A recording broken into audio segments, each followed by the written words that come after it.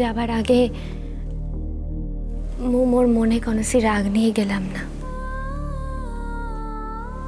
মো সত্যি তোমাকে খুব ভালোবাসি, আজও ভালোবাসি। আর যে যাকে সত্যি ভালোবাসে তাকে গাছের মতো উঁচু হয়ে বাঁচতে দেখতে চায়। মো চাইতেলা তুমি আকাশের দিকে উঁচু হয়ে বাঁচো। তাই কোনোদিন তুমি কোনো সে ভুল করো, অন্যায় করো, তা আমি মেনে নিতে পারিনি, আজও পারলাম না। মো যা করলাম তাতে হয়তো মোর ওপর তোমার অনেক অভিমান হলো, কিন্তু বিশ্বাস করো তোমার ভালোর জন্যই করেছি। তোমাকে মহান দেখতে চাই, তাই করেছি। ভালো থেকো।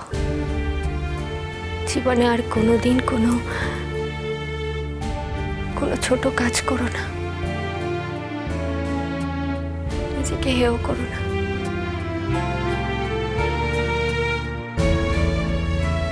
আসি।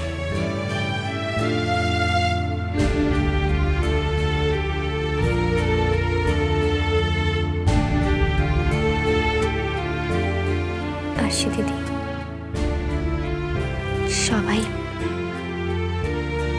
সবাই সংসার করতে পারে না, জানো তো। আর কোনো মানুষ আসেই সংসার করার জন্য। মু ধরে নিলাম তুমি সেই দ্বিতীয় দলের মধ্যেই একজন।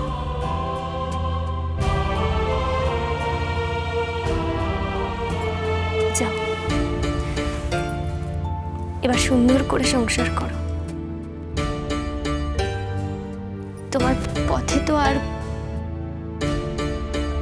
কোনো কাঁটা রইল না। এই ঘরটার প্রত্যেকটা মানুষকে সুখী করো, আর নিজেও এই সংসারে রানী হয়ে থেকো। অন্তত পরের বার এসে তোমরা দুজনকে দেখলে যেন মোর চোখ দুটো খুব খুশি হতে পারে। আরেকটা কথা, তোমাদের বাচ্চার ওপর মোর আশীর্বাদ রইল। ও এলে একবার আসবো দেখা করতে।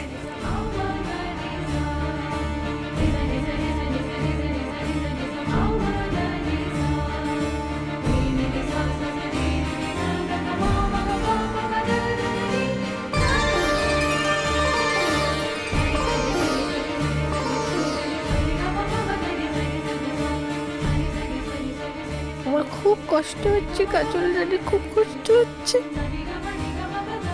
পৃথিবীতে এখানে এমন বল দেখিনি। যাদের কি ভালোবাসি তারাই আমাকে ছেড়ে চলে যায়।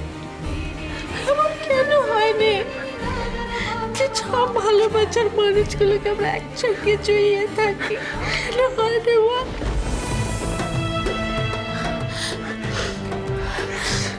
আচ্ছা, দূরে চলে যাওয়া মানে কি একেবারে চলে যাও?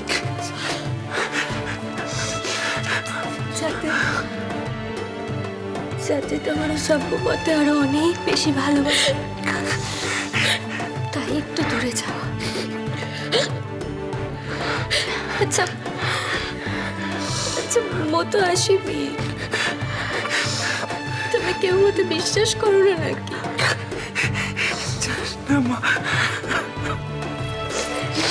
আর কেঁদো না। তোমরা কি ভাবো বলো তো? মোর মন বলে কিছু নেই, ওর কষ্ট হয় না, কি ভাবো?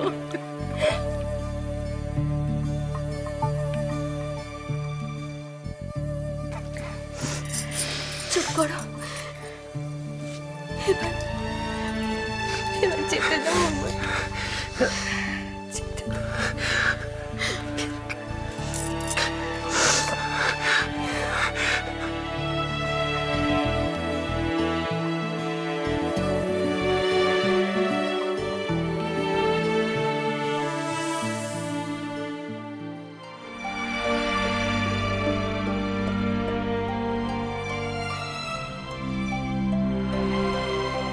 জীবনের একটা অধ্যায় নিজের হাতে শেষ করে দিলাম জগন্নাথ।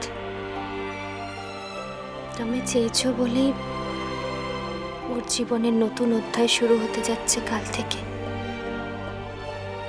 তুমি চাও বলেই দেখো দেখো মু যেন এই নতুন জীবনটাতে তোমারও আশীর্বাদ পাই।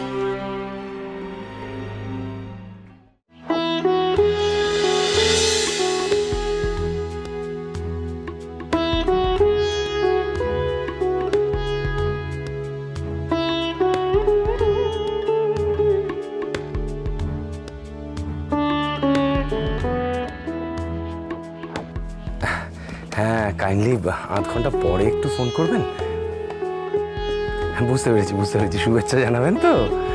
হ্যাঁ হ্যাঁ হ্যাঁ, আজ আমার একটা রেকর্ডিং পড়েছে বুঝলেন, একটু পরে রেডি হয়ে আবার বেরিয়ে যাবে। ও বাবা, ও ছাত্রছাত্রীরা তো বারবার আসছে। হ্যাঁ প্লিজ প্লিজ প্লিজ আধ ঘন্টা পরে একটু ফোন করুন। বাবা গুড মর্নিং। বলে বাবা গুড মা গুড মর্নিং। শোনো মা গুড মর্নিং। বাবা দেখি মর্নিং। মা থাক থাক শোনো মা। ঠিক আছে ও কোচ আই মেয়েকে খাইয়ে দিস, না খাইয়ে ছাড়বি না কিন্তু। আচ্ছা শুভু, আমি না কালকে বলেছিলাম আজকের দিনটা ফাঁকা রাখতে, একটা বেলা খালি রাখতে পারলি না? হ্যাঁ আজকেও রেকর্ডিং। আরে বৌদি, তোমার পারিমাকে সেই পারিমা আছে এখন? হ্যাঁ এখন এখন তার কত নাম, দেশ বিদেশে গান গিয়ে বেড়াতে হচ্ছে। হ্যাঁ হ্যাঁ, বছরে তো কতবার করে দেশের বাইরে গিয়ে গান গাইতে হচ্ছে। পৃথিবীতে যত বাঙালি আছে তারা এখন সবাই তোমার পারিমার গান শুনতে চাইছে, তার কি আর অবসর আছে? তা মাগো, একবারে রেডি হয়ে বেরিয়েছো তো? হ্যাঁ বাবা, আজকে তো মুখ পড়ার আমার রেকর্ডিংটা বাদ দিলনি, ওই জন্য বড় বৌদি একদম আমাকে তৈরি করে নিয়ে দিয়ে দিয়েছে। সে কোথায়, বড় বৌমা কোথায়? ও মা, আমার কাজ করার জন্য যে নোকটাকে রেখেছো সে তো কোনো কাজ ঠিক করে করছে না। সেই বড় বৌদিকে দুবার করে সব খাটতে হচ্ছে জানো তো। হ্যাঁ, ও খালি মিচি কাজ করছে নোকটা। আমি ভেবেছিলাম আজকে বড় বৌদিকে ছুটি দেব, তা কি করে ছুটি দেব? তার কপালে ছুটি থাকলে তবে তো দেব। সে মা ধন্যবাদ ধন্যবাদ। খুব ভালো করে গান করবে কিন্তু। হ্যাঁ খুব ভালো করে গান করবে, খুব ভালো থাকবে। বেঁচে থাকো বাবা, সবাই বেঁচে থাকো। পুরানি কে আবার ফোন করছে? ও মেয়ের দাদা দেখো তো কে ফোন করছে আবার। হ্যাঁ কি? ও এটা ফোন নয়, এটা SMS। শুরু হয়েছে সেই রাত 12টা থেকে, একবার এই ফোন একবার এই ফোনে। মানে ফোন আর SMS আসছে। আমি কিছু বলতেও তো পারছি না। সবাই তো বলছে শুভেচ্ছা জানাবে, সবাইকে বলছি একটু পরে একটু বেলার দিকে ফোন করুন। না আসলে করার নেই না, সবাই বলছে ম্যাডামকে নিজে থেকে শুভেচ্ছা জানাবে, কি করবো বল? কাউকে কিচ্ছু বলিনি। ওদের আশীর্বাদ ভালোবাসা ছিল বলেই তো তোমার বোন এত বড় একটা চোখ সামলে আজকে এই জায়গায় দাঁড়াতে পেরেছে। মেয়ের দাদা ওদেরকে কিচ্ছুটি বলুনি গো। হ্যাঁ কিচ্ছুটি বলুনি। বাড়ি সেটা জানি না। তুই হচ্ছে কোন জায়গা থেকে কোন জায়গায় এসেছিস জানি না। তো প্রবলেমটা কি বলতো, সব ফোন SMS যদি সারাদিন ধরে তোর কাছে আসতে থাকে, তুই সারাদিন কাঁদে না, সারাদিন আর কোনো কাজ করতে পারবি? কিচ্ছু তো করতে পারবি।